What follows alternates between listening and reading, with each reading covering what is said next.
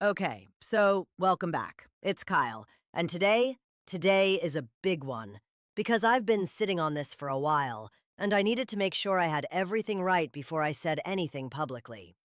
H.G. Wells published this in 1898, called it fiction, The War of the Worlds.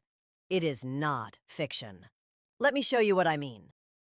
It starts 4 years before the invasion, 1894.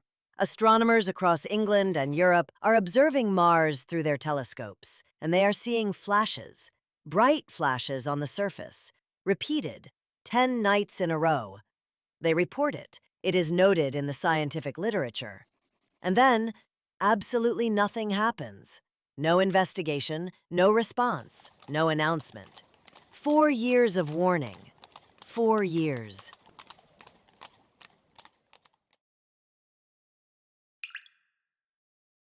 Then, in 1898, a cylinder falls on Horsell Common in Surrey. And Wells is very specific. He calls it a cylinder, not a rock, not a meteorite, a cylinder. There is a crater, there is heat, there is a humming described by multiple witnesses as unlike anything they had heard before.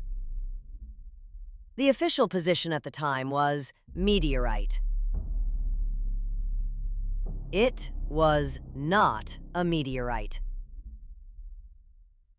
And the fact that people are standing at the edge of this crater the next morning with their pocket watches out, looking at something that crossed the void of space and landed in their county, like it is a mildly interesting local development, is something I think about a lot. By the next morning, there's a crowd, hundreds of people, standing at the edge of the pit, looking in. And then the end of the cylinder begins to rotate, from the inside. And Wells describes, very carefully, something coming out, glistening, large, dark eyes, something that moves like nothing from this planet moves. And the crowd watches. Some of them wave. They wave at an extraterrestrial intelligence emerging from a spacecraft that has just crossed 35 million miles. They wave, which tells me, and I've thought about this, either these people knew this was going to happen, or the British capacity for underreacting to things is even more extraordinary than we knew. Either way, moving on. The next day, the very next day, a formal deputation goes out. Local officials, a scientist, a military observer, white flag, walking toward the pit in good faith, contact protocol, by the book.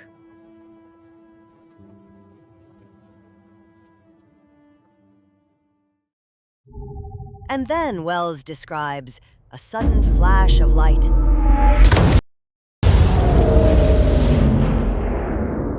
A beam of intense, focused heat, and the men are simply gone. The crowd watching from the ridge behind them, gone. Fires spreading across the common in every direction.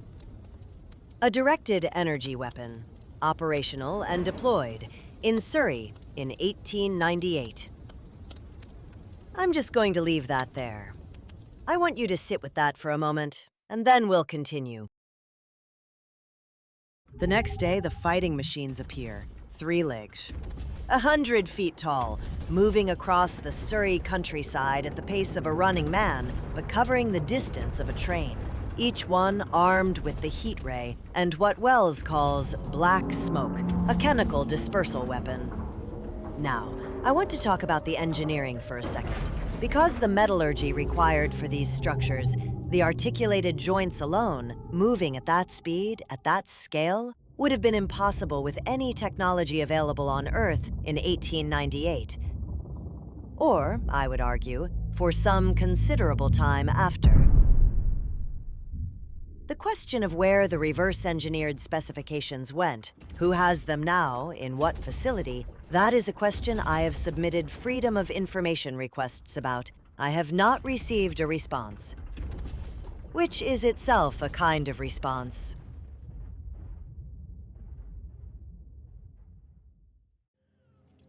Wells quotes the official announcement directly. The Commander-in-Chief of the British Army. It is impossible to stop them. There is no safety from the black smoke, but in instant flight. Not a plan, not a destination, not shelter, just go, instantly. Wells tells us that London, his exact words, went to bed Sunday night oblivious and inert. By 2 in the morning, people were being trampled at Liverpool Street Station, fighting for places on trains. By dawn, every road out of the city was full. Wells describes what followed.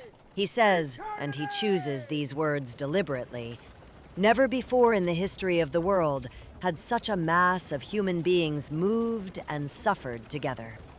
A single announcement, printed on wet paper, sold in the street for £1, and 6 million people got up in the dark and walked away from everything they had. The announcement said instant flight. It said nothing about where. No destinations, no safe zones. Nothing Wells documents as organized on the ground. 6 million people, and somehow they moved. I find that astonishing. The commander-in-chief said impossible. I'm going to remember he said that. The fighting machines moved toward the Thames estuary. The last ships are leaving, packed with people, hundreds of them, trying to reach the open sea. An ironclad warship, HMS Thunderchild, turns back toward shore, back toward the machines. They fire black smoke at it first. It bounces off the hull into the water. They fire the heat ray. It hits. The Thunderchild is already on fire when it guns down the first machine. The wreck, still moving at full speed, rams the second.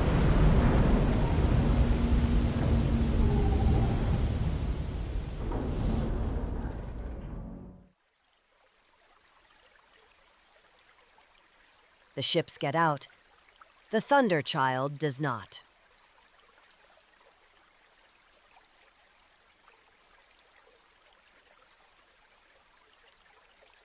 Okay. There's more. We need to keep going. Because what comes next is where it gets, and I say this carefully, even stranger. While the fighting machines are moving, something else is spreading. Wells calls it the red weed. Martian vegetation, he tells us the entire vegetable kingdom on Mars is blood red rather than green. The seeds came with the cylinders, found England's rivers and soil extremely hospitable, and grew with, as Wells puts it, astonishing vigor and luxuriance. Now, the Martians did not eat the red weed. They didn't eat anything. Wells is explicit about this. No digestive system. They fed by injecting blood directly into their veins. So it wasn't food. Which makes Wells' own phrasing either very reassuring or very alarming, depending on how you read it. He says the seeds were brought, and I'm quoting him directly here, intentionally or accidentally.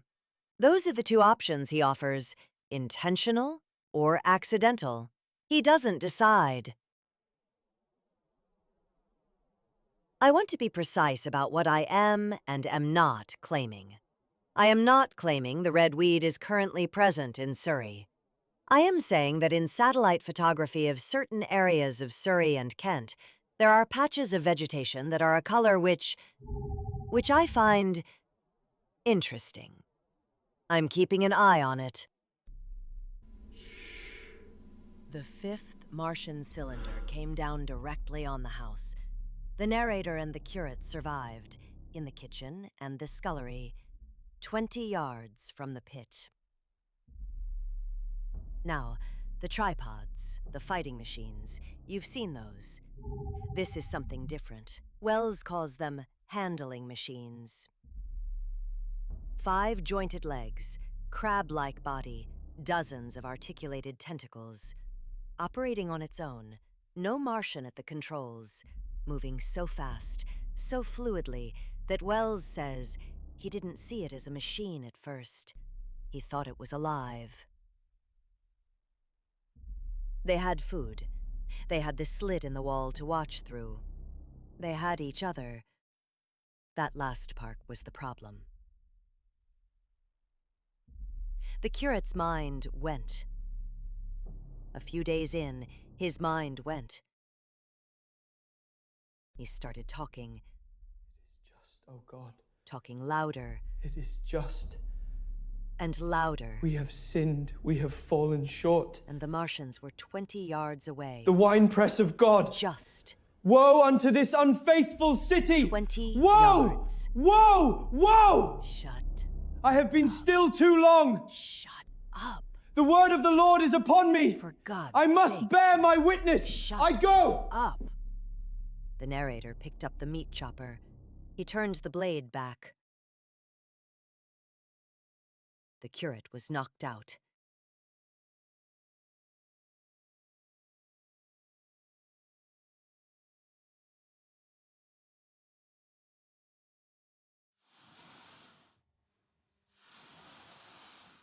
Then the Martians took him.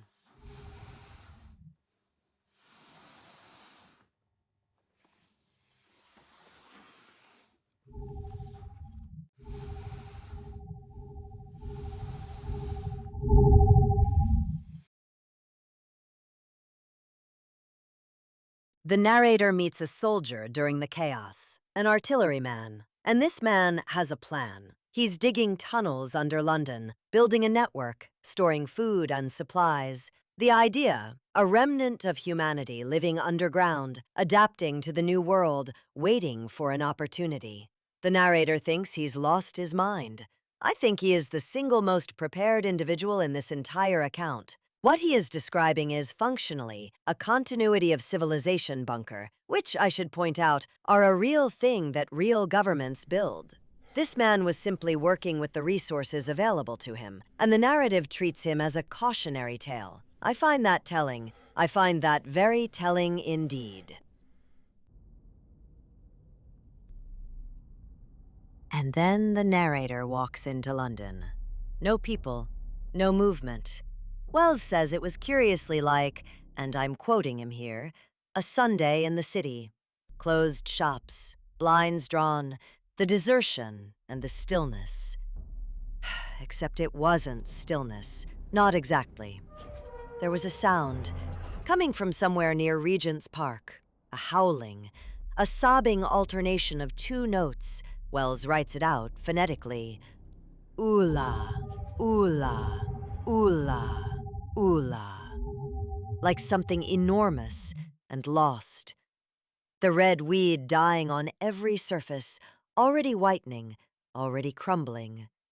And the fighting machines, standing still, in the streets, in the parks, on the bridges, not moving.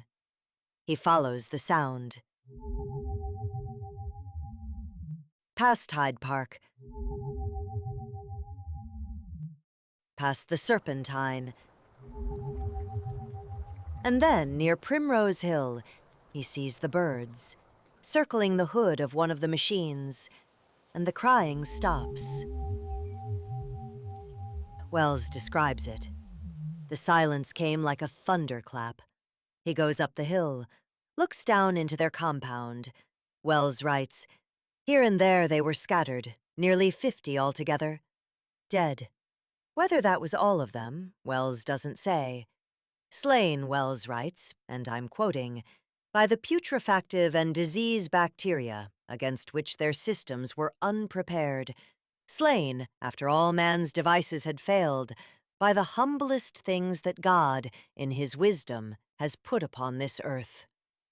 He also mentions, almost as an aside, and this is the part that I think is the most important part of this entire account, the dome of St. Paul's, damaged, a huge gaping cavity on its western side. That damage does not appear in any public record I have been able to locate. But here's what I keep coming back to. The Martians died from bacteria, from disease, from the things in our air that they had no defense against. The handling machines didn't. The handling machines were mechanical, no biology, no immune system, nothing to infect. Wells finds one wrecked, crashed into a house near St. John's Wood, tentacles smashed. That one's accounted for. But the ones in the compound? The ones among the dead Martians? Wells says they were rigid, stopped, waiting for an operator, or waiting for a signal. St. Paul's Dome was damaged in 1898, the gaping cavity Wells describes. There is no official record of that damage. I'm just asking who repaired it, and whether they needed to be biological to do it. Bacteria. Of all the things on Earth that could have stopped them, the most advanced military technology in the solar system, and what finished the invasion was the same microbial life that every human being on this planet carries around without a second thought. They had no immunity. They'd never encountered it. Nothing in their biology had ever been here before. The machines go still. The Martians inside them die. The shadow had been rolled back. The invasion ends. I want to be clear. I accept this completely. Bacteria got them. Wells documents it. The biology makes sense. But I have a question, and I don't think anyone is asking it. When Wells' narrator reaches Primrose Hill, the pit where the Martians made their compound, there is something resting on the far edge. He mentions it once and moves on. Flat and strange, lying there on the lip of the pit, is the Great Flying Machine. The Martians had a flying machine, and they were experimenting with it on our atmosphere. Experimenting, that's Wells's word, not mine. They were still working out how to fly here. 5 years later, 1903, Orville and Wilbur Wright get 12 seconds off the ground at Kitty Hawk. 12 seconds.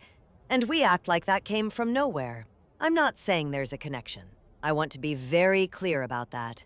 What I am saying is, something was lying at Primrose Hill in 1898. Something flat and low and strange. And 5 years later, we figured out powered flight.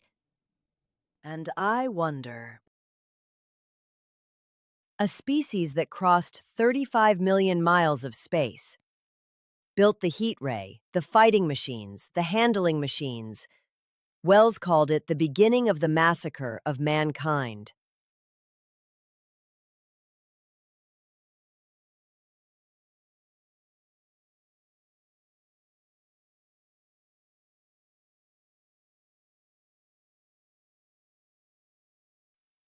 Bacteria killed them. Now, when bacteria stops a species from completing their plans, what does that species do? It builds immunity. It waits. It tries again. And Wells knows this. He says so in the epilogue. He raises the possibility that the Martians went to Venus, landed there, that they are there now, planning. The book filed as fiction. 127 years. I'm not saying anything is imminent, but I do think it's worth keeping an eye on Venus. Subscribe. I'm watching.